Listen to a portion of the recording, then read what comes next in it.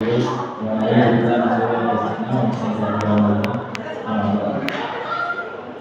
terhormat Pak Asep, Pak Asik juga. Pak Asep. Hari ini saya akan menyampaikan sebuah pesan yang mungkin sangat penting buat kalian bagi muslim ya. Pertama-tama kita akan membantu kemuliaan Nabi Muhammad. Itu seperti ini. Nabi Muhammad adalah Nabi yang terakhir, benar kan? Ada juga sebagian orang yang meyakini bahwa Nabi Muhammad bukan Nabi terakhir. Yang terakhir itu Nabi siapa? Bisa. Kalau ada umatnya, mohon maaf ya. Nah, ada yang meyakini bahwa umat yang terakhir itu adalah umat Nabi Isa. Padahal itu umat Nabi Muhammad yang terakhir. Kenapa mereka tidak percaya bahwa Nabi yang terakhir itu Nabi Muhammad? Karena kebanyakan dari penganut agama Kristen itu mereka tidak mau percaya Injil yang benar. Injil yang sekarang itu sebenarnya sudah dimanipulasi, tidak seperti yang dulu lagi. Padahal banyak sekali walaupun sekarang sudah berubah drastis, tapi masih ada potongan-potongan ayat yang menjelaskan bahwa Muhammad itu adalah Nabi terakhir. Namun mereka menolak. Bagaimana kaum Nabi Musa? Nabi Musa memiliki kaum Bani Israil yang sekarang bisa disebut Israel. Mereka juga menolak adanya Nabi baru. Padahal mereka sebenarnya tahu bahwa Nabi terakhir itu Nabi Muhammad. Mereka tahu. Makanya kalau ada orang yang benar-benar percaya Nabi Muhammad itu Nabi terakhir dan dia agamanya bukan Islam, sebenarnya dia itu sudah percaya. Seperti zaman Rasulullah dulu, ada seorang Yahudi. Dia ini dulu di zaman Rasulullah saat sudah perang Badar selesai, Nabi Muhammad menguasai Mekah. Di Mekah, di paling pinggirnya itu di pojok dan juga di tengah biasanya ada orang-orang Yahudi. Orang-orang Yahudi ini mereka sangat sekali percaya adanya Nabi Muhammad, tapi mereka nggak mengikuti. Orang percaya Muhammad Nabi terakhir, tapi Muhammad yang awal, kumarulah. Sampai ada waktu itu Abu Bakar sedang berjalan setelah perang Badar, dia berjalan melewati rumah seorang Yahudi. Pas ditinggalin di jemurannya ada baju perang dia yang dia tahu persis ini baju perang saya ini. Dia langsung datang ke rumah Yahudi itu diketok. Permisi, ini baju perang saya. Kata Yahudi itu gimana? Oh tidak, ini baju perang saya, duduknya di rumah saya. Abu Bakar gimana? Yaudah gini, kita bawanya ke pengadilan. Padahal saat itu pada saat itu Abu Bakar itu udah memimpin Mekah. Karena Nabi Muhammad sudah wafat. Karena Abu Bakar memimpin Mekah, dia jalan pas di jalan gimana? Yahudi itu kan bikin dia ini adalah pemimpin umat Islam, ambil ilmu ini. Tapi pas lagi di jalan gimana? Orang-orang itu cuma Abu Bakar, kemana? Ini ke pengadilan mau menyelesaikan masalah. Mereka nggak nyambut kayak presiden datang, wah kelar kafe, biasa aja. Pertama ini takjub ya, biasa aja kita pemimpinnya. Udah sampai di tempat lokasi kejadian, udah sampai gedung pengadilan ya, Mahkamah Agung. Dia diam, baris ngantri banget. Orang-orang itu pada di sana juga banyak orang-orang Muslim yang lagi mencari soal masalah. Mereka ngantri, pas lagi buka, mereka yang lagi pada ngantri berdiri. Tuh, ada bunyi mungkin. Tapi biasa aja coba. Ada apa di sini? Ini biasa masalah orang berdiri. Oh, tunggu di antriannya. Antrian paling terakhir. Dia nggak digulungin, minta. Biasa ya santai. Sampai udah akhir waktunya habis, dia datang langsung pengadilan. Oke, masalahnya apa? Kata hakim gitu. Umar ngomong Abu Bakar ngomong ini baju perang saya yang saya tahu banget persis ciri-cirinya. Kata dia, kata Yahudi gitu. Enggak kok, ini punya saya. Ini di rumah saya, ada di rumah saya, dicuci sama saya. Kata Abu Bakar, enggak ini punya saya. Hakim gini, udah gini, saya jelasin. Di Islam, kalau mau benar-benar ada saksi itu biasanya harus tiga orang laki-laki. Kalau misalnya perempuan bisa 6. Kalau laki-laki 3 laki-laki nggak apa-apa. Kalau perempuan boleh 1 2, nggak boleh, harus 6. Nah, ditanya si Abu Bakar, saksinya siapa yang tahu kalau ini baju kamu? Ada, istri saya. Istri kamu wanita kan? Kamu tahu kalau Islam harusnya 6 kalau wanita tuh. Terus ada tidak laki-laki yang lain yang tahu soal baju perempuan? Gak ada sih, cuma istri saya. Ya kalau begitu tidak bisa. Ini bakal jadi milik Yahudi. Umar yang terdiam, Abu Bakar terdiam pun mulai.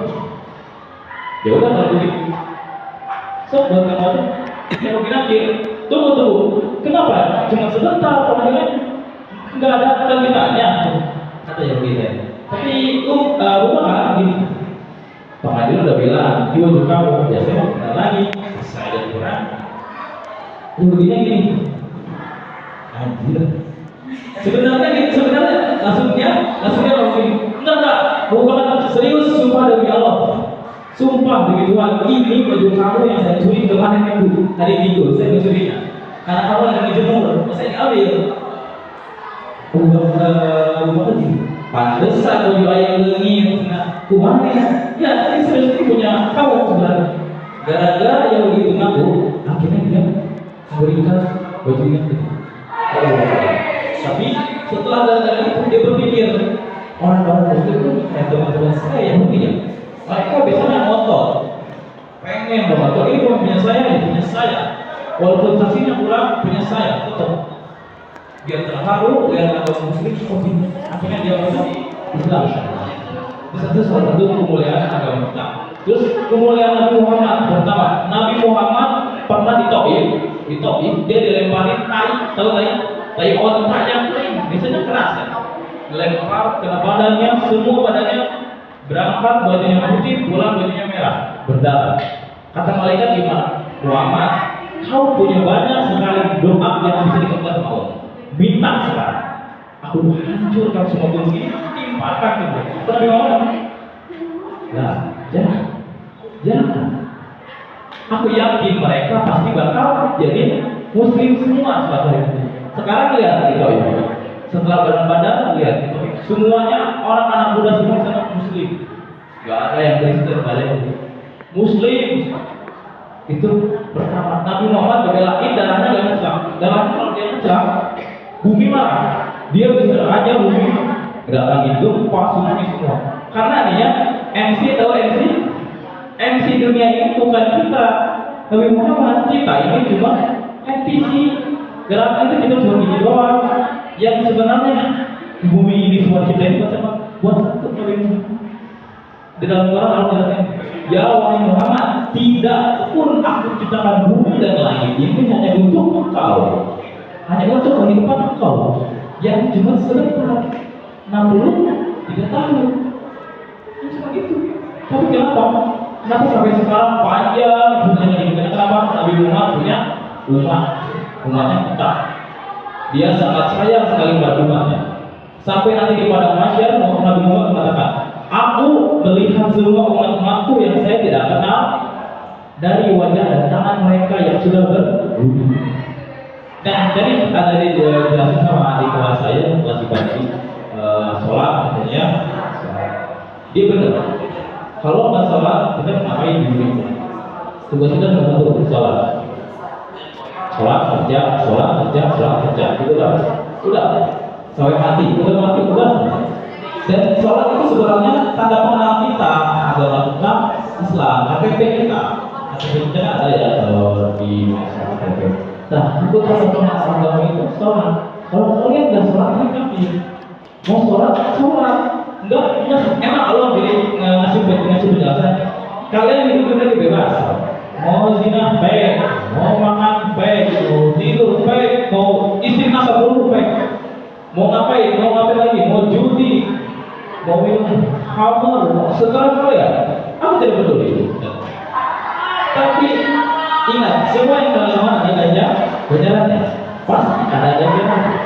Bukan berarti saya egois untuk tidak memberi Kalau kebebasan, saya memberikan kebebasan, tapi dunia ini saya yang buat, aturannya pun dari saya. Saya membebaskan kita kamu, tapi nanti pasti ada aturan yang terselubung.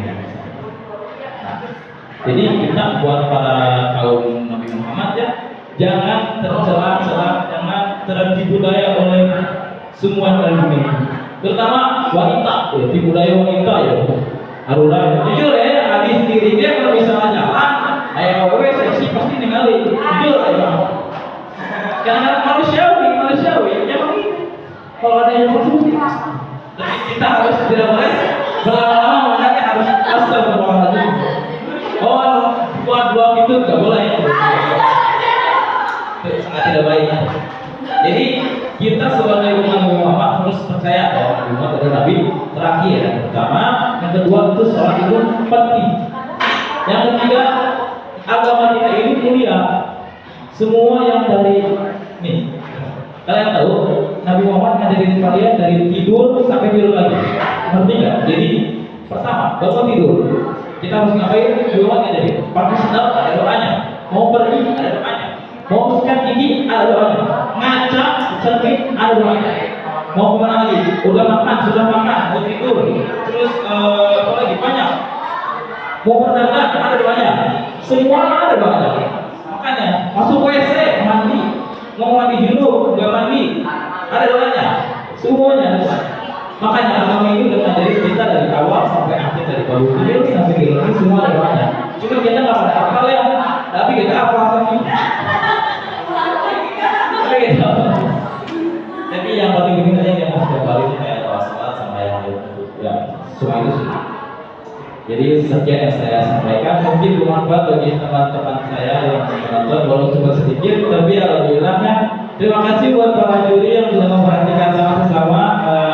Mohon maaf jika saya banyak kekurangan. Ini mungkin datang dari saya pribadi karena yang selalu benar hanya Allah. Memang dia punya nama itu ya. Dan saya cuma mengakukan doang. Saya juga sering salah, sering berbohong juga. Saya mengaku aja. Ya, itu yang saya sampaikan. Mohon maaf banyak kekurangan. Maaf sekali. Wabillahi taufiq wal hidayah. Assalamualaikum warahmatullahi wabarakatuh.